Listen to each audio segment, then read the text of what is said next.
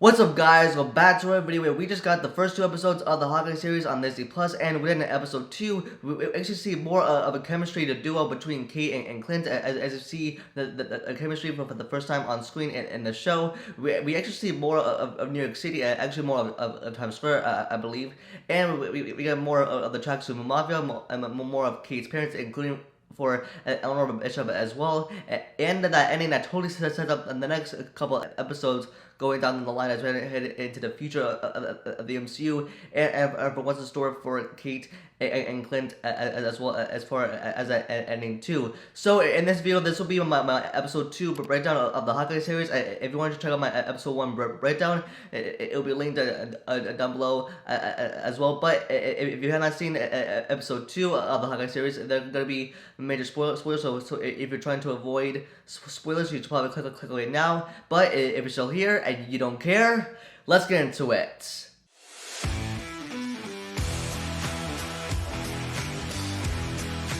So episode 2 starts with what we just saw at the end of the first episode. We see Kate and Clint meeting for the very first time, with Kate saying you're Hawkeye, with Clint saying that like she's not safe and she's gotta get her out of them, meaning that like Clint knows that she's not safe and he needs to get her home, but he knows that she has to go to training because she's like the world's greatest archer. Then we see Kate welcoming Clint into her own home, and then we see Clint looking around her house, and then we see that she has like a punching bag and Clint has some archery trophies, and then like Kate even giving Clint some things to sign, and maybe like she wants an autograph from him, and then like Clint explains to the Kate about the suit, and then that like if everybody saw Kate's face while she was wearing her suit, because back in episode 1 we saw Kate wearing the rubber suit while taking down the Tracksuit Mafia, and then it explains that Clint, the Kate, that the person who wore the suit made a ton of enemies. This is of course referring to Avengers Endgame when Clint was wearing the Ronin suit, killing a bunch of people because he wanted answers. And plus, we saw Kate at the end of the last episode, of the first episode, wearing the Ronin suit, trying to take down the Tracksuit Mafia, at which the Tracksuit Mafia also tracked her and followed her, at which Clint also followed her too, so maybe it's a connection. Then the next thing we see is Kate and Clint being attacked by a Tracksuit Mafia with throwing bottles like that on fire, cracking the window, and then like Clint attacking back, and then we see Kate using archery to shot an arrow into a fire extinguisher, and then it flies around, and then it crashes on the Tracksuit Mafia, like setting one of them on fire, and then the Tracksuit Mafia also burns down like Kate's place, and they try to get out of there. Then, as Kate and Clint are walking into Kate's apartment, we can see the name Mariah Braden, and now in the Marvel Comics, Mariah was actually the owner of a mansion that the Avengers actually used it to make their own compound, and at which Clint and his wife were attacked by a villain named Crossfires, and Mariah actually ended up saving their lives. So now this is part of the West Coast of Avengers comics storyline, which is a very nice Easter egg of the sea from the West Coast of Avengers. And then we see Kate and Clint in another apartment building with wounds, and plus with Clint saying to Kate that like she tries to like put it's offended, and when there's wounds on her face, and then Clint says as she's going back to the apartment to get that suit back, because with Clint he's made a ton of enemies while wearing this suit, especially for Kate Bishop, because she wore a suit while she was taking down the Tracksuit Mafia, and now that Clint is going back there to get that suit so that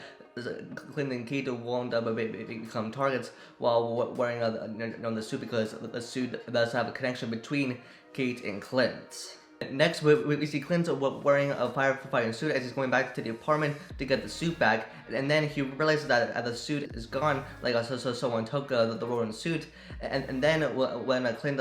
finds on the car window, the firefighting truck window, it says NYC LARPers, which just means that like Clint is probably going to the NYC LARPers to probably do a reenactment with people in like cosplay costumes, or maybe like someone has the rolling suit that they're gonna wear to the NYC LARPers, and that Clint is gonna figure out some way to like get that rolling suit back. Then next we see Clint trying to heal up Kate, and then next we see Clint is doing a Google search on NYC LARPers, and then he goes to the NYC LARPers' Instagram page, and then he sees all the people in costumes and in cosplay, and then he sees a video of a guy dressed up in like a Ronin suit, at which Clint realizes that he has to get it back from the guy who's wearing the Ronin suit into the NYC LARPers, what we saw in the trailer footage as well. So Clint is planning to go into the NYC LARPers, probably a reenactment, to probably get the Ronin suit back. Next, we see Clint like pack up the car for the kids to go home and to spend time with their mom, and then like Lila says like they should be worried because what Clint realizes that is not safe for his kids to be in New York City, but because it was Clint, he's made a lot of enemies while wearing the Ronin suit, and he's trying to get the Ronin suit back from the NYC LARPers reenactment,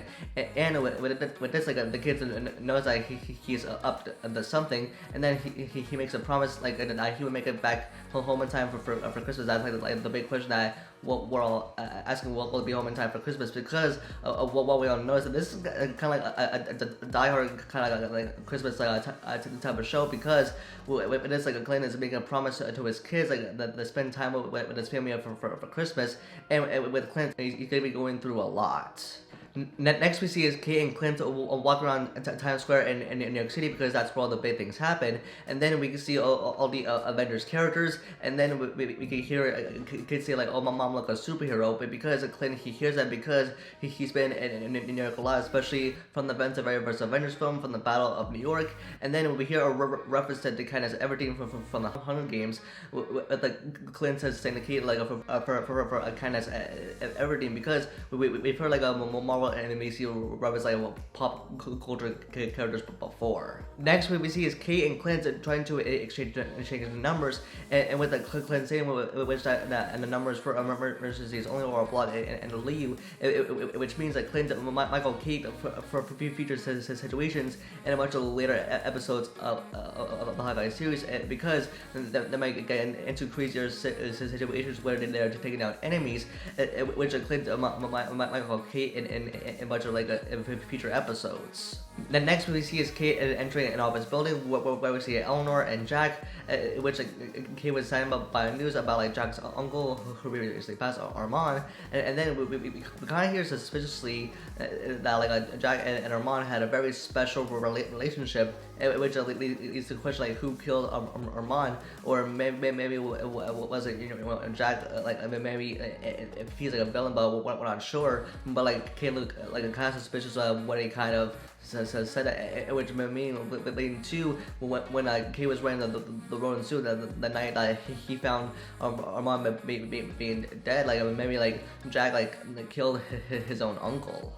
Next we see is Clint entering the NYC LARPers, at which he's gonna try to get the Ronin suit back from that guy who we saw on the NYC LARPers Instagram page of all the people wearing cosplay, and then we see a conversation between Clint and the guy who has the Ronin suit, and then he's gonna try to take the Ronin suit back from that guy to compete in NYC LARPers. And then Clint and the guy wearing the Ronin suit compete in like a battle, and one person has to kill the other, at which they had to make it look real even though it's fake, and then at which Clint lost and the guy wearing the Ronin suit won, but pretty much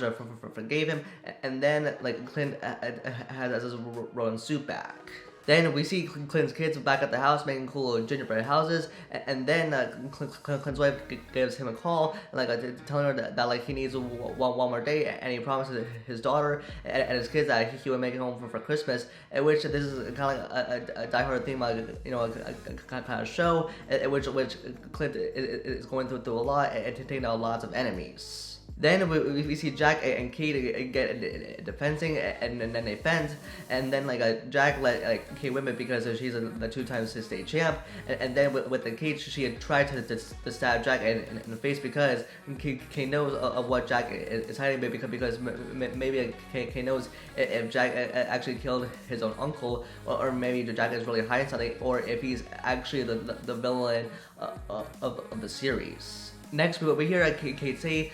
Jack is hiding something, but because with his uncle, he tried to threaten Eleanor, and then the next thing he knows, he gets murdered by a sword. Because with Kate, I think she knows that it is Jack who probably killed his own uncle, which Jack could be the villain, but he'll probably. Then Jack reveals something to Kate, which clearly something that he might could have killed Armand when Jack offered Kate the butterscotch that says Armand the third. Kate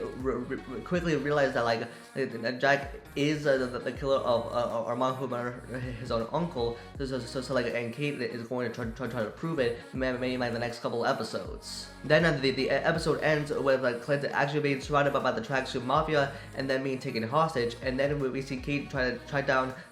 Clint's phone, and then he's being taken hostage. And then Kate kind of drops in to kind of save him. And then Kate and Clint are both taken hostage. And then one guy pops into a room and says we have them. And then we get a look at the one and only Echo. With Echo appearing at the end of episode 2, we can see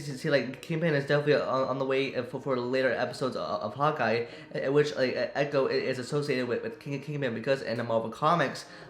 Kingpin actually killed Echo's real father, and then Kingpin stepped in to be Echo's new stepfather, which is kind of weird, by the way. But Kingpin is definitely coming in later episodes of Hawkeye. With Echo there, she's getting her own show as well. Yeah, with episode 2 of Hawkeye, we actually got to see Kate and Clint's chemistry in the show a lot more, which I really enjoyed. And Clint making a promise to his kids that he would make it home in time and to see his family by Christmas, giving me those Die Hard vibes. And with the Tracksuit Mafia actually taking Clint and Kate hostage, and seeing Echo at the end, which definitely sets up Kingpin to be in later episodes of the show. It definitely sets up more for what's to come in the show and then beyond. And I can't wait to see Kingpin in the show as well, also for Yelena Belova as well. So yeah, the first 2 episodes were great, and I can't wait to see what else they have in store for episode 3 as well. So yeah, that's gonna be it for this video. Let me know thoughts in the comments below on your thoughts on episode 2. Give me a rating between 1 out of 10. Don't forget to give this video a like and subscribe and turn on notification bell for future videos. And you can follow me on Instagram and Twitter for live updates. And with that, I'll see you guys in the next video. Peace.